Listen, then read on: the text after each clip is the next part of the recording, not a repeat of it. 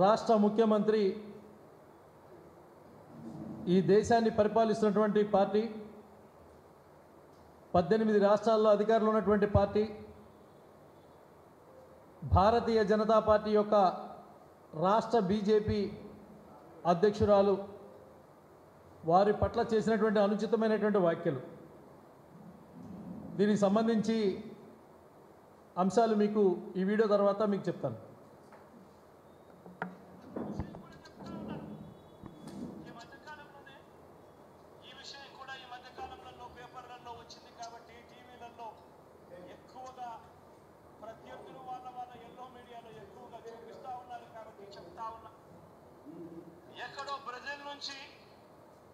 ఎక్కడో బ్రెజిల్ నుంచి మన విశాఖకు చంద్రబాబు వదిన గారి చుట్టం తన కంపెనీకి డ్రై ఈస్ట్ పేరుతో డ్రగ్స్ అంటే మాదక ద్రవ్యాలను దిగుమతి చేస్తూ ఉంటే ఈ మధ్యకాలంలోనే సిబిఐ వాళ్ళు రేడ్ చేశారు. ఈ రేడ్ జరిగింది అని చెప్పి తెలిసిన వెంటనే క్షణాల్లోనే ఎల్లో బ్రదర్స్ అందరూ కూడా ఉలిక్కిపడ్డారు. వారి బ్రదర్ దొరికిపోయాడని తెలిసిన వెంటనే దొరికితే తమ బ్రదర్ కాదని, దొరికాడు కనుక వారు మన బ్రదర్స్ అని మన మీద నెట్టేయడానికి కూడా క్షణాల్లోనే కూడా వీళ్ళంతా కూడా రెడీ అయిపోయారు. తీరా చూస్తే వారు ఎవరయ్యారంటే సాక్షాత్తు మన రాష్ట్ర బీజేపీ అధ్యక్షురాలు చంద్రబాబు నాయుడు గారి వదినమ్మ గారి కొడుకు వియంకుడు. ఆ కంపెనీలోనే గతంలో డైరెక్టర్లు భాగస్వాములు, బాబు బంధువులు, ఆత్మ బంధువులు. బాబు నిలబెట్టిన ఎంపీ అభ్యర్థులకు మరీ దగ్గరగా వీళ్ళకందరికీ బంధుత్వాలు కూడా ఉన్నాయి. నేరం అంటూ జరిగితే అది చేసింది వారు, తోసేది మన మీద. ఎక్కడన్నా జరుగు నేరం, ఎక్కడన్నా ఏదైనా జరుగు, బురద జల్లడానికి మాత్రం వెంటనే రెడీ అవుతారు. ఒక చంద్రబాబు, ఓ దత్తపుత్రుడు, వీరిద్దరికి తోడవుతారు ఓ ఈనాడు, ఓ ఆంధ్రజ్యోతి, ఓ టీవీ5. వీళ్ళంతా కూడా ఎల్లో బ్యాచ్ తయారైపోయి నేరం అంటూ జరిగితే అది చేసింది వారు, తోసేది మాత్రం మన మీద. ఇదే చంద్రబాబు ఆయన మనుషులు.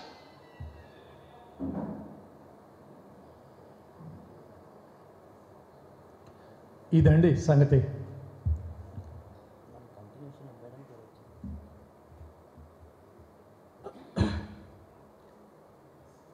వినేవాడు అమాయకుడైతే అబద్ధాలు సమర్థవంతంగా చెప్పగలిగేవాడు ఈ రాష్ట్ర ఆపద్ధర్మ ముఖ్యమంత్రి జగన్మోహన్ రెడ్డి. ఈ యొక్క మాటలు మాట్లాడిన తర్వాత మా రాష్ట్ర బీజేపీ అధ్యక్షులు వారి నుంచి ఒక షోకాజ్ నోటీసు రాష్ట్ర ముఖ్యమంత్రికి ఇవ్వడం జరిగింది, లీగల్ నోటీస్ ఇవ్వడం జరిగింది. ఈ యొక్క నోటీసులో ఉన్నటువంటి అంశాలు మీ ముందుంచుతాను. ఇది 1/4/2004 ఈ నోటీస్ ఇవ్వడం జరిగింది. మిత్రులారా, రాజకీయాల్లో పద్ధతి, సంస్కారం, గౌరవం అనే మాటలు ఉండకూడదు. ఇది జగన్మోహన్ రెడ్డి గారి యొక్క ఆలోచన. రాజకీయాల్లో ఎవరు ఉండాలి అంటే, ఎవరికి టికెట్లు ఇవ్వాలి అని అంటే, ఎవరు ప్రాతినిధ్యం వహించాలి అంటే సాక్షాత్తు చిన్నాన్నని హత్య చేసిన నిందితుడికి టికెట్ ఇవ్వాలా, నిలబెట్టాలా. సాక్షాత్తు ఆ పార్టీకి దీర్ఘకాలిక ప్రెసిడెంట్గా ఎన్నికల ముందుంచి ఎన్నికలు అయిపోయిన తర్వాత ఆ పదవి నుంచి పీకి ఇంటికి పంపించినటువంటి తల్లి ఎవరైతే ఉన్నారో ఆ తల్లిలాగా చేసేటువంటి కొడుకు ఉండాల. సాక్షాత్తు ఆస్తి కోసం చెల్లి అడిగితే గొంతు పట్టుకొని గోడకేసి కొట్టేటువంటి అన్నయ్య లాంటి అన్నయ్యలు రాజకీయాల్లో ఉండాలి.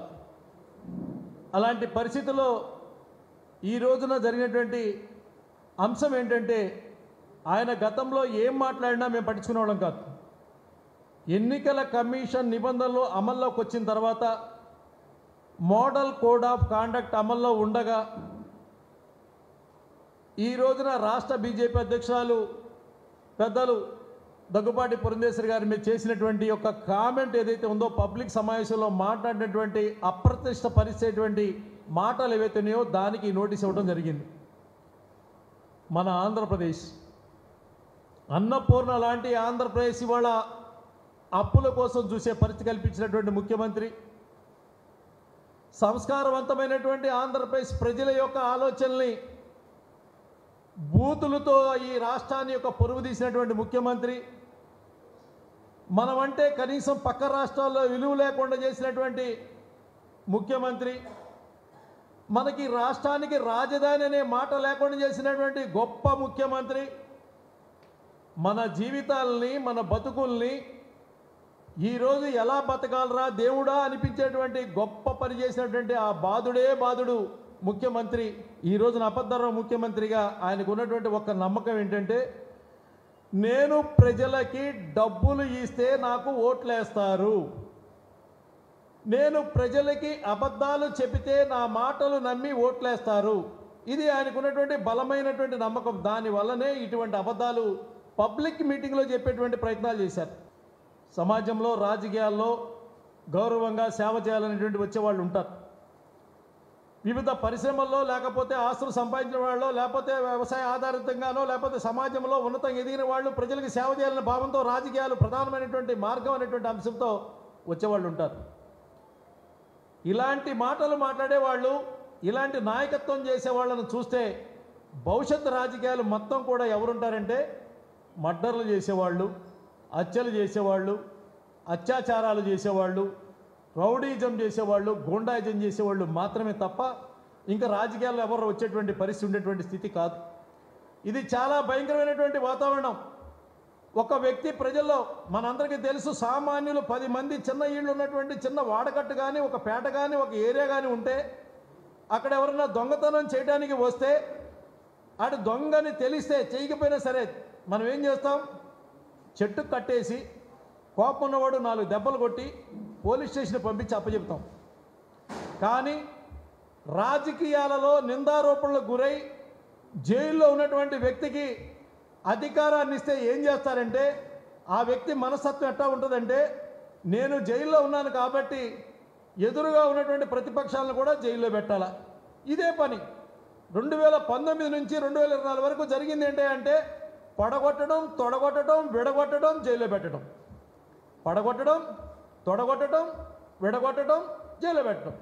పడగొట్టడం ఏదైతే అదే అమరావతిలో ఉన్నటువంటి ప్రజావేదిక, అమరావతి సర్వనాశనం.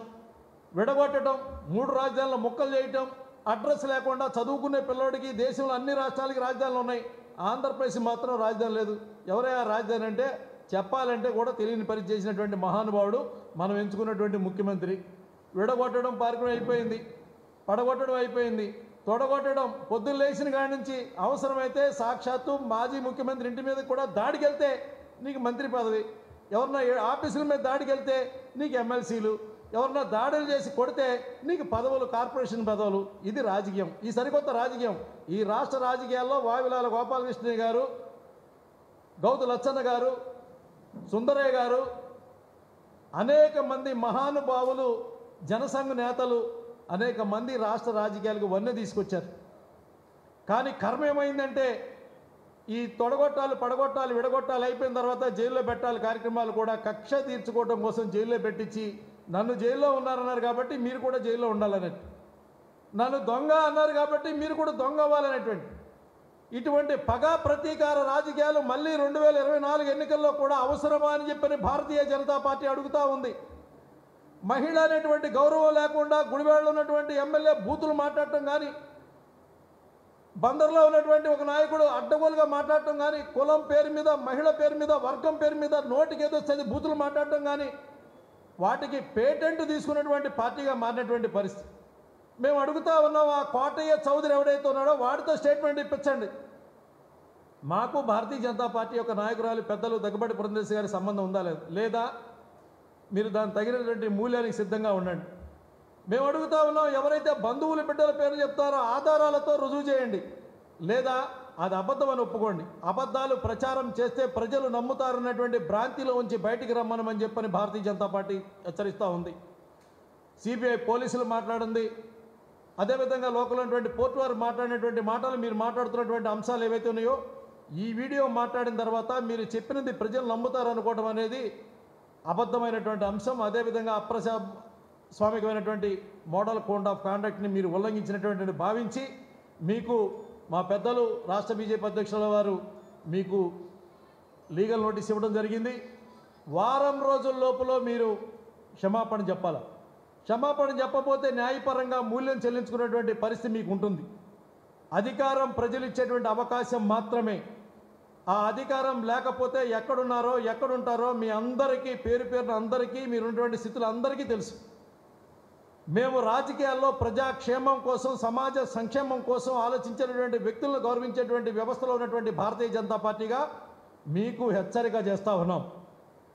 ఈ యొక్క నోటీస్పై మీరు కనుక స్పందించి వెంటనే మీ యొక్క అపాలజీ చెప్పాలని చెప్పని భారతీయ జనతా పార్టీ డిమాండ్ చేస్తూ ఉంది.